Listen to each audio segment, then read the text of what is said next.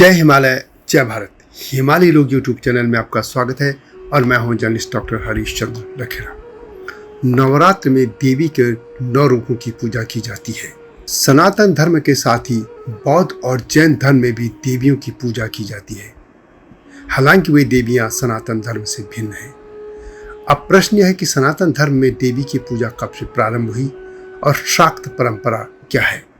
एक बात और बता दूं कि वैदिक काल में जो देवी पूजी जाती थी वो थी देवी श्री, जो कि आज की माँ लक्ष्मी से भिन्न है। हालांकि आज माँ लक्ष्मी को ही देवी श्री मान लिया जाता है। या कह सकते हैं कि कालखंड भारत में ऐसा भी था जब हिंदू धर्म में महिषासुर मर्दिनी की बजाय देवी श्री की पूजा होती थी और माँ दुर्गा की पूजा लगभग 2000 साल पहले लोकप्रिय हुई। और यूनान में भी देवी टाइकी और शेर पर बैठने वाली ईरानी देवी नाना रही है। क्या ये सभी एक रूप में थी?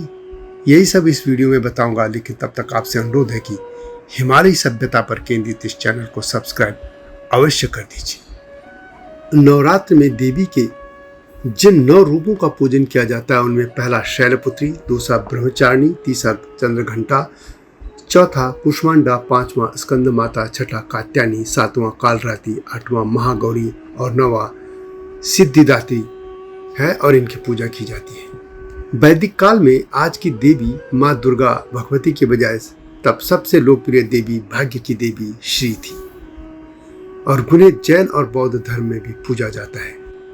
उन्हें असुरों की पुत्री और देवों की चेहती के रूप में वर्णित किया जाता था।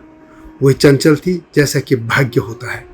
वे कमल के फूल, हाथियों की और घड़ों से जुड़ी हुई थी और उनके बारे में हिंसक कथाएं बिल्कुल नहीं है। हालांकि आज भाग्य और धन की देवी माँ लक्ष्मी को कहा जाता है, परंतु वैदिक देवी श्री आज की माँ लक्ष्मी से भिन्न थी। माँ दुर्गा यानी भगवती माँ को आदिशक्ति हिंदुओं की प्रमुख देवी माना जाता है, जिन्हें माता नव दुर्गा देवी, शक्ति, आद्या शक्ति, भगवती, माता रानी, जनन जगदम्बा, परमेश्वरी, परम सनातनी देवी आदि नामों से जाना जाता है। वेदों में भी दुर्गा का उल्लेख मिलता है। ऋग्वेद के देवी सूक्त में सभी देवताओं की शक्ति की बात की गई है। श्रीमद् देवी भागवत के अनुसार वेदों और पुराणों की रक्षा के लिए और दुष्टों के दलन के लिए माँ जगदम्बा का अवतरण हुआ था। माँ दुर्गा को आदि शक्ति माना गया है और यह भी माना जाता है कि उन्हीं से सारा विश्व संचालित होता है। वैसे ऋग्वेद में 33 देवी देवताओं का उल्लेख मिलता है। इनमें सूर्य, उषा तथा अदिति देशी देवताओं का वर्णन मिलता है, जबकि इंद्र, मित्र, वरुण, अग्नि, यम आदि अनेक देवता भी मिलते हैं। अब बात करते हैं सनातन धर्म के शाक्त संप्रदाय की। जो देवी के पूजक हैं वे शाक्त कहला जाते हैं और माँ दुर्गा को आदि शक्ति, परम भगवती, परम ब्रह्म बताया गया है। शाक्त यानी शक्ति संप्रदाय में भगवती दुर्गा को ही दुनिया की पराशक्ति और सर्वोच्च देवता माना जाता है। उपनिषद में देवी उमा हेमवती का वर्णन मिलता है। उमा यानी हिमालय की पुत्री यानी पार्वती। पुराणों में दुर्गा को आदि शक्ति माना गया है। दुर्गा असल में भगवान शिव की पत्नी आदि शक्ति का ही एक रूप है। माँ दुर्गा के ही कई अन्य रूप हैं, सावित्री, लक्ष्मी, पार्वती आदि।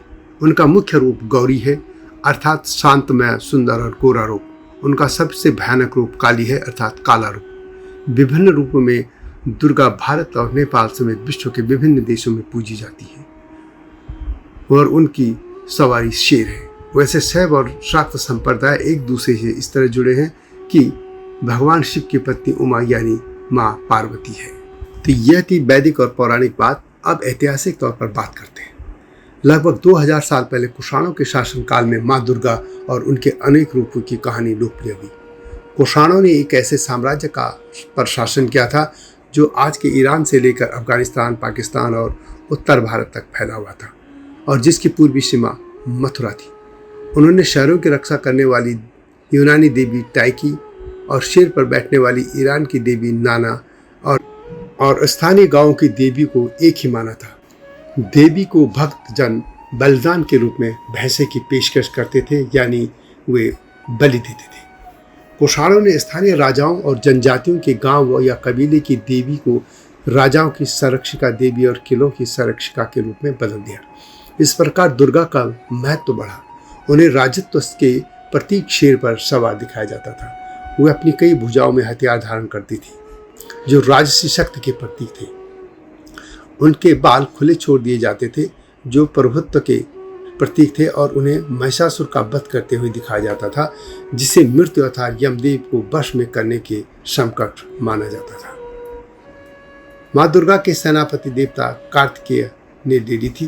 कार्तिकेय की 7 माताएं दुर्गा की सेना बन गई। भिन्न भिन्न देवताओं की व्यक्तिगत शक्तियों के मिलन से दुर्गा के जन्म की कहानी देवी महात्म्य में बताई गई है, जो कि लगभग 6000 ईस्वी में रची गई। उन्हें गौरी की युद्ध संपूरक माना जाता था, जो कि शिव की पत्नी थी और कई लोक कथाओं में भगवान विष्णु की बहन मानी जाती थी। इस प्रकार माँ दुर्गा ने हिंदू पुराण शास्त्र में अपनी जगह बना ली थी। महिषासुर यानी भैंसे का वध करने वाली देवी पर सवार माँ दुर्गा की प्रतिमाएं गुप्त काल के बाद ही हिंदू पुराण शास्त्रों में दिखाई देने लगी थी। आज जिन प्रतिमाओं के बारे में हम जानते हैं उनमें से प्राचीन प्रतिमाएं महाराष्ट्र के अजंता एवं एलोरा गुफाओं और तमिलनाडु के ममल्लापुरम में हैं। ये प्रतिमाएं 7वीं सदी से पहले की हैं। इनमें भी पुरानी प्रतिमाएं आंध्र प्रदेश के गुंटूर जिले में पाई गई हैं। इसके बाद देवी की प्रतिमाएं हिंदू मंदिरों में लोकप्रिय हो गई। हरिवंश पुराण में कहा गया है कि कालरात या निंदा या योग माया के बारे में जो कहा है कि जब भगवान विष्णु नींद में होते हैं तब विश्व को यही माँ भगवती यानी उनकी योग माया ही विश्व को संचालित करती है। तो यह कह सकते हैं कि वैदिक काल की जो देवी श्री थी अब और उनकी जो तप प्रतिष्ठा थी, सबसे ज़्यादा पूजनीय देवी मानी जाती थी, उनकी जगह आज माँ दुर्गा ने ले ली है। और जो श्री देवी है उनको लक्ष्मी के रूप में अब मान लिया गया है और वैसे माँ लक्ष्मी की भी पूजा उसी तरह होती है जैसे माँ दुर्गा की। तो ये थी माँ भगवती की गाथा। यह वीडियो कैसी लगी कमेंट में अवश्य लिखें और हिमालय सभ्यता पर केंद्रित इस चैनल को सब्सक्राइब करना न भूलना। वीडियो को लाइक भी कीजिए और शेयर भी कीजिएगा, यह विनम्र अनुरोध है। अब नवरात्र के दिनों में और भी देवियों के बारे में आपके लिए नई नई कथाएं लाने जा रहा हूँ, इसलिए चैनल को देखते रहिएगा। शीघ्र मिलता हूँ नई वीडियो के साथ, तब तक जय हिमालय, जय भारत।